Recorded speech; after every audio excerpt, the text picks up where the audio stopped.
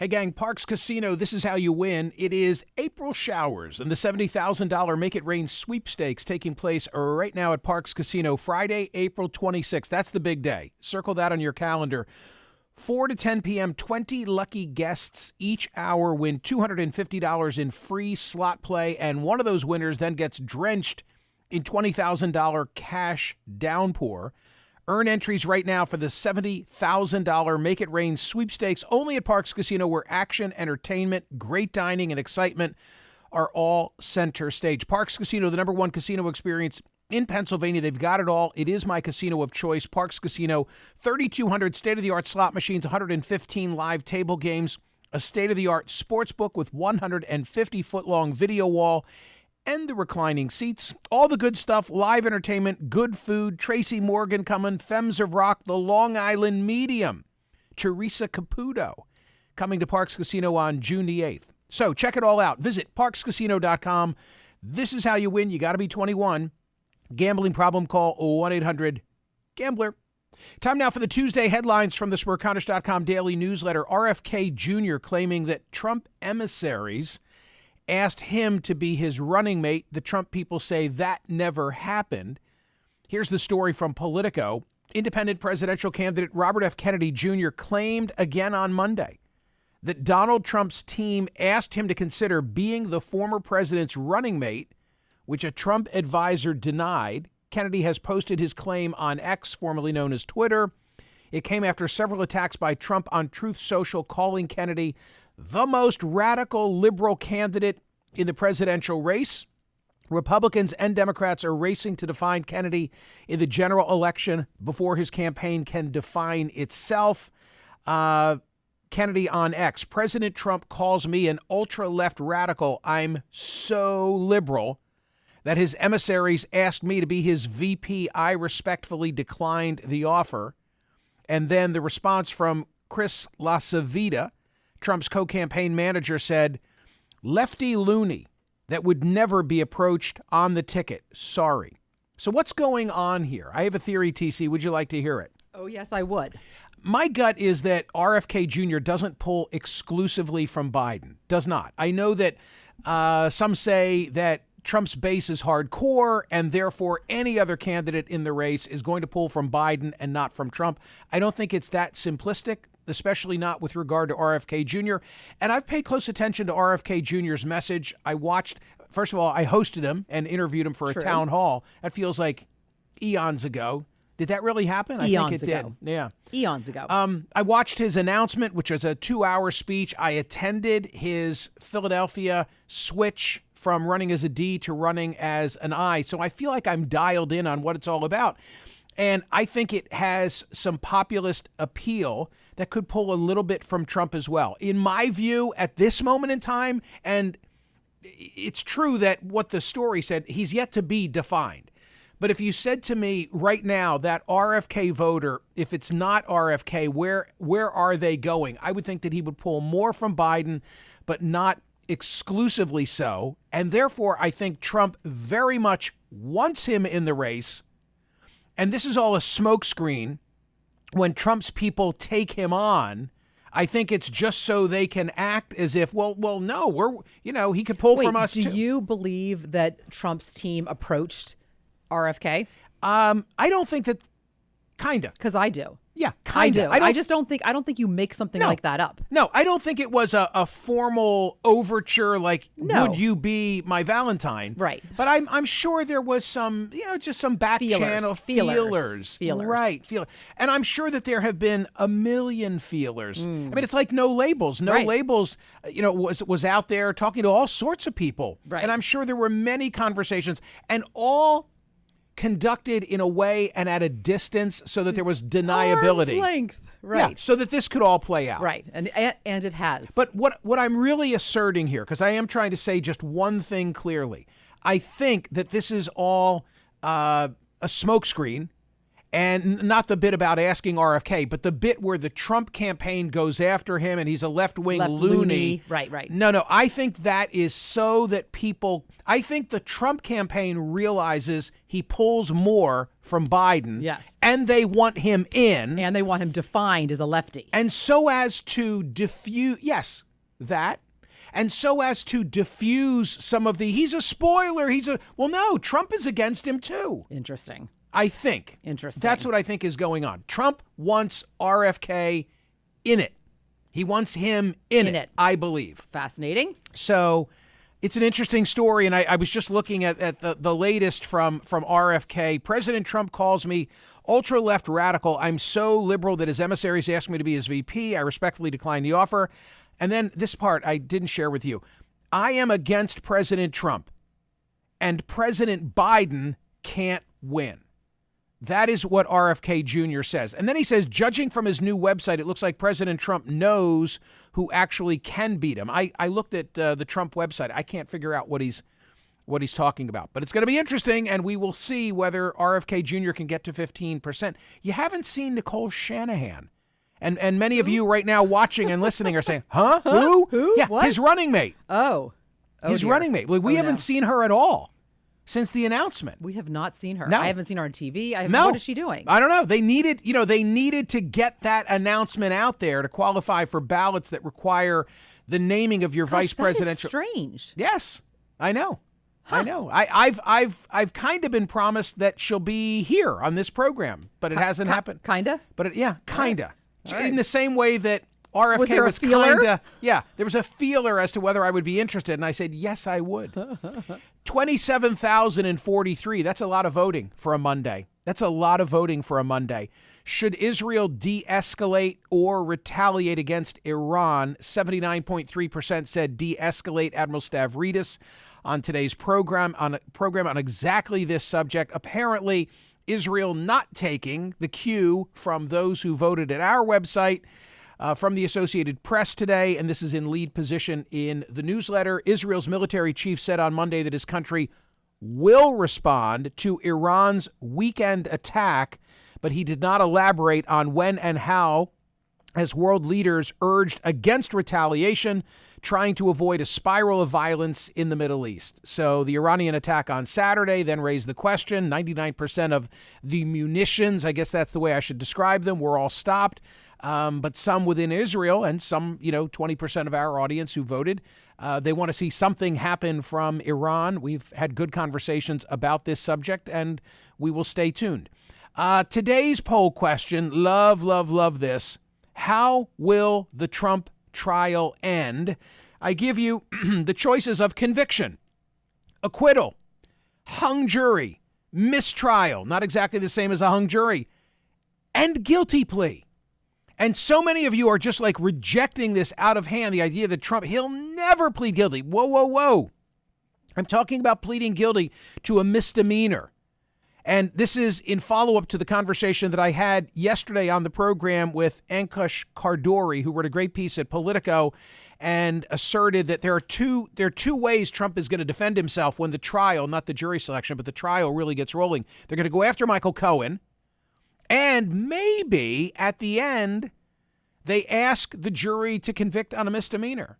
A trial strategy where at the end of the trial, they say, well, they certainly haven't proven that there was any conduct that warrants a felony conviction. You can charge him with a misdemeanor, And then I said to Ankush yesterday, well, wait, if the Trump lawyers would ever get to a point of saying it's okay to be convicted in a misdemeanor, then maybe Alvin Bragg would be of a same mindset at some point, and they work out a plea agreement.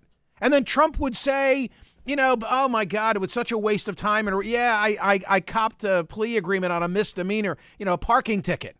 Can you imagine the waste of resources when they brought all this to bear, persecution, yada, yada, yada. That's why you're getting the added choice of guilty plea.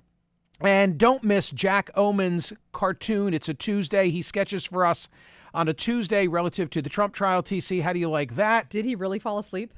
I mean, he looked like he nodded off. You read the whole story. Yes. where Maggie Haberman said it looked like he nodded That's off. what they said. And then he glared at her Right. in the later session. Trump nods off in court, and then there's and this is just great Jack stuff. It's amazing. You know, it's Trump. By the way, just look at the detail in the cartoon where Trump, his tie is sort of flopped up on the you know, his iPhone is there, right? And then USA the Trump fatigue. Yep. The pin, everything. Everything. It's just genius. Yeah, it's just genius. Well done. And when the book comes out at the end of the year, instead of there being a story about how Trump reportedly fell asleep on the first day of trial, you're going to see this image. You're going to get a chuckle. Right. You're going to go, yeah, remember that? Remember. Yeah, go to like the next a flip one. book. Right.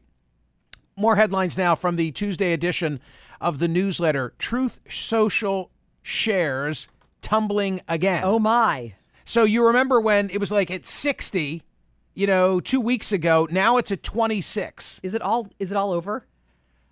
I keep thinking 1750 Right. is the number that he needs to maintain so that he gets additional shares. And when you say, is it all over? No. I mean, the answer is no. No, Not yet. but think of this. I mean, he's still on this deal worth $2 billion. Right. On this alone. Right. $2 billion. A substantial sum, they say, for a company that lost $58 million last year and has marginal revenue. So there's that. Yeah, I don't know. I don't know either. I don't know. But who are the people who are taking a shellacking? Who are the people that had it at 60 and now have it at, Right. 20 whatever? Right. I don't know. Are they little buyers, big buyers? I have no idea. Yeah, it's beyond my pay grade to understand the machinations. I'm only glad I stayed out of it. I know. Richard Stengel has not been a guest on the program recently, but used to be the head honcho at the National Constitution Center. Very smart guy. He writes for The Atlantic today. You tell the story. So he writes for The Atlantic, democracy dies behind paywalls. And the whole idea of this is that when important pieces of journalism are behind paywalls, we all suffer from that because they are not able to be passed around. True. So the way this works when you and I are doing headlines is sometimes I'll cut and paste and, put little pieces from an article so that we know where, so we keep track. It's like an outline.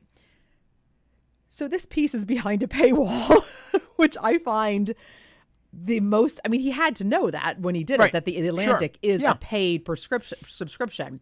I have mixed feelings about this. I mean, I think that I remember my brother telling me something years ago. He said the biggest mistake the internet ever made was that when they first launched, everything was free. Nothing's free. You don't get things for free. People work at this. People write this. You work hard at what you do. You're paid for it. So I don't know. But he writes that from what I could read, he writes that according to the Reuters Institute for the Study of Journalism, more than 75% of America's leading newspapers, magazines, journalisms are behind online paywalls. And how do American news consumers react to that? About 80% of Americans steer around the paywalls and find a free option. I know that, this comes up every single day with me as I am flagging headlines and stories for the newsletter. I look at a story and then I say to myself, okay, can I provide that content for my subscribers from a non-paywall source? Sure. But so often, you've got to go to the one that kind of owns it. Sure. And again, they don't want the New York Times doesn't want their piece published somewhere else because then you're not paying for it.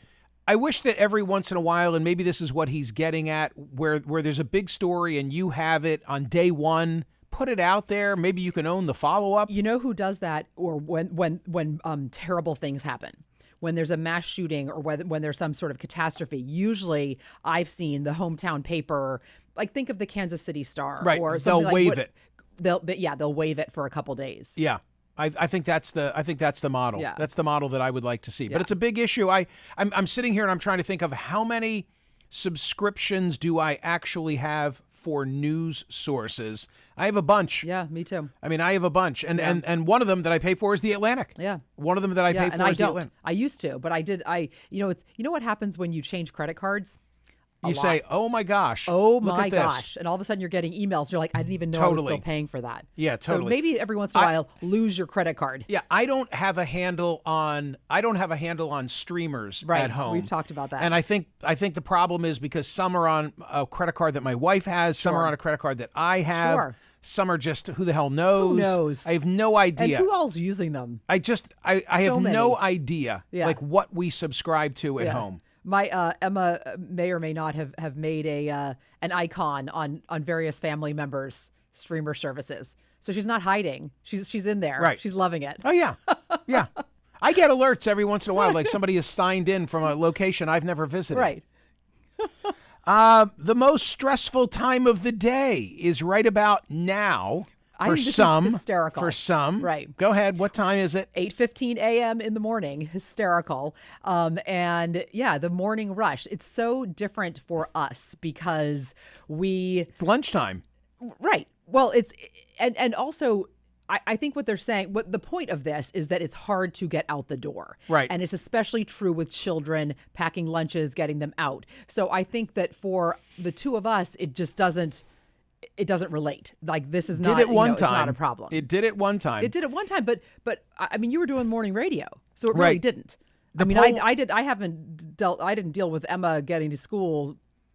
I mean, it was a long time ago. A long time ago. The poll was of 2,000 British adults. It showed that 35% of people typically experience stress during the first part of the day. 51% said that they often feel overwhelmed after getting out of bed. The prospect of the working day ahead, running to leave the house on time, oversleeping, most common early morning challenges, getting kids ready, looking for the lost house keys, figuring out what to wear, all common anxieties. Hey, I put out my clothes the night before.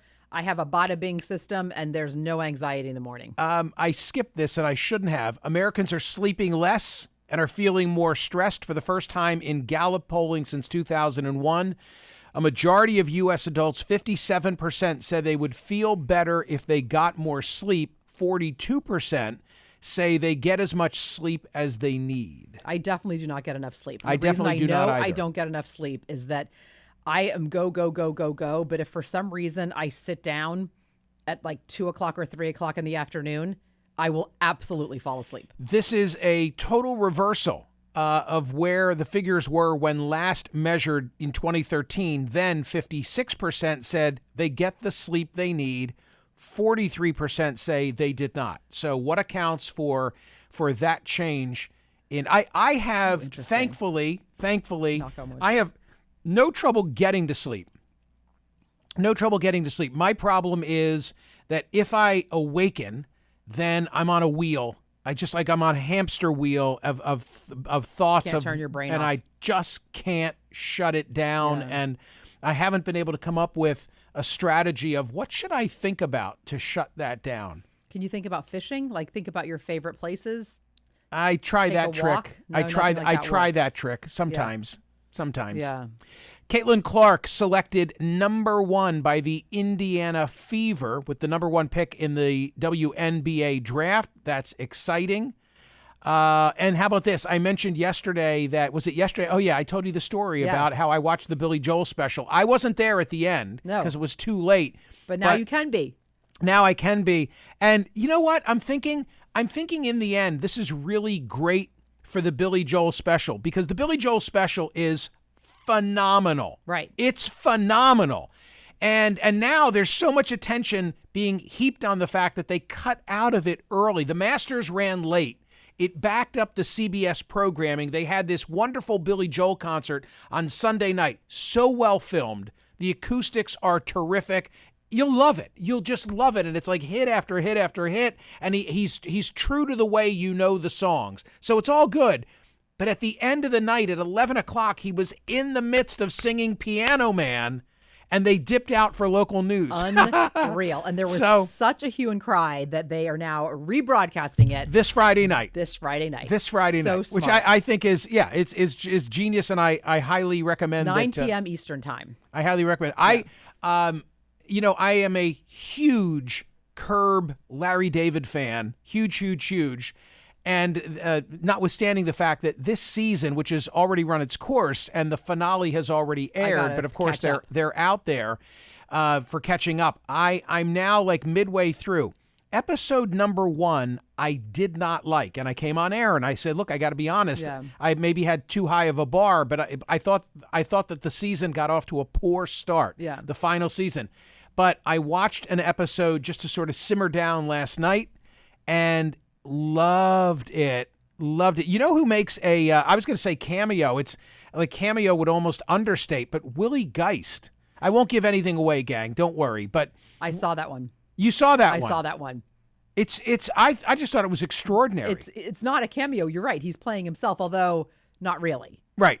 Right. It's extremely well done. I agree. The whole thing is you funny. really feel a little voyeuristic in that one. Like you feel like you're really behind the scenes. And I've tried to stay away from the stories. I saw some of the headlines about the finale because I want to have some element of surprise. That's hard for you. But I'm loving it. Is the point? The point is I'm loving Curb as I always have, and I'll finish it up at some point soon. All right, go vote on today's poll question at Smerconish.com and tell me, how will the Trump trial end? Conviction, acquittal, hung jury, mistrial. Don't look past guilty plea. It is at least worthy of consideration. Remember, I'm talking about a misdemeanor. He's not pleading guilty to a felony. That's never happening.